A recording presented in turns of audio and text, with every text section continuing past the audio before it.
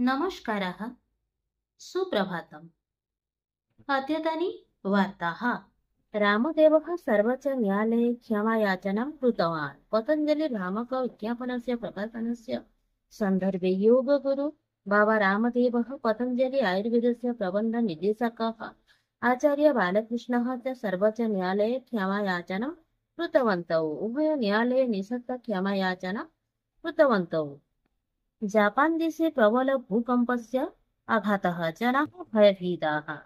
ह्यः प्रातः जापान देशे प्रबल भूकंपस्य प्रभावे जनाः भयभीताः सन्ति। रिक्टर मापेन तीव्रता 6.1 इति आसीत्। अस्मिन् वर्षे पूर्वविनाशस्य अनन्तरं द्वितीयवारं भूकंपस्य प्रबल पश्चात्कम्पैः जनाः भीताः अभवन्।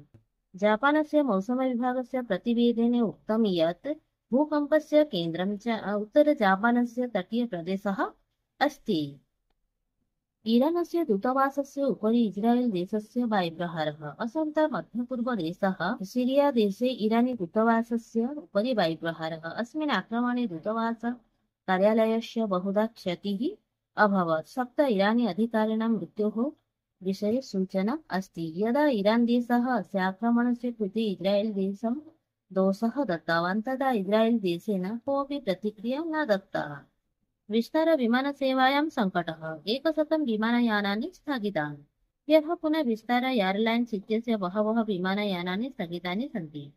कालः अपि प्रायः 50 विमानयानानि स्थगितानि आसन्। विगतदिनेभ्यः एतादृशाः समस्याः सन्ति इति ज्ञातम् अस्ति। तथा च 2 दिनेषु 100तः अधिकाः विमानयानानि स्थगितानि, 60-100तः अधिकाः विमानयानानि च विलम्बितानि इति ज्ञातम्। एतादृशे सति यात्रिकाणां बहूनां समस्यानां सम्मुखीनं कर्तव्यं भवति। पाकिस्तानदेशं प्रति चीनदेशस्य रक्तनेत्रम्। पाकिस्तानस्य मित्रम् इति उच्यमानः चीनदेशः अधुना स्वस्य यथार्थमुखं दर्शितवान्। पाकिस्ताने 5 चीनदेशस्य नागरिकाः मृताः। पाकिस्ताने चीननागरिकाणाम् उपरि आक्रमणानि निरन्तरं प्रचलति। चीनदेशः अधुना पाकिस्तानस्य प्रति रक्तनेत्रं दर्शितवान्। चीनदेशः अवदत् यत् यदि पाकिस्तानसर्वकारः अस्माकं नागरिकाणां सुरक्षां दातुं न शक्नोति, तर्हि अस्माकं नागरिकाणां रक्षणं दायित्वं दातव्यम्।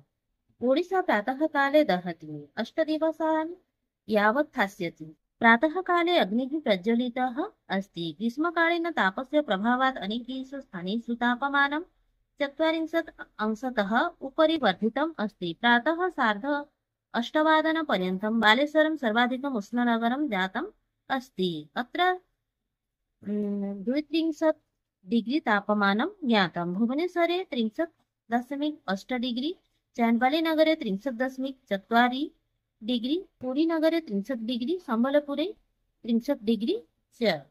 छत्तीसगढ़े सुरक्षाकर्मचारिभिः सह संघर्षः।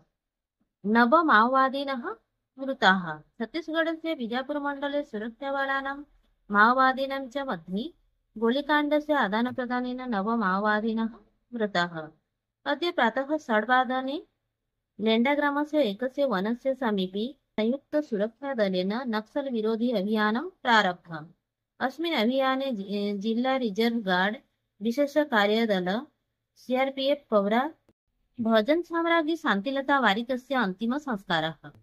लोकप्रिय गायिका शान्तिलता वारिक तस्याः अन्तिमसंस्कारम् अभवत्। अद्य सा अस्माभिः सह नास्ति, परन्तु तस्याः स्वरस्य कालातिः गीतानि तां सदा अमरं करिष्यन्ति। ओडिशाप्रदेशः तस्याः शेषदर्शनं कृतमस्ति। इति वार्ताः। धन्यवादः। जयतु भारतम्, जयतु संस्कृतम्।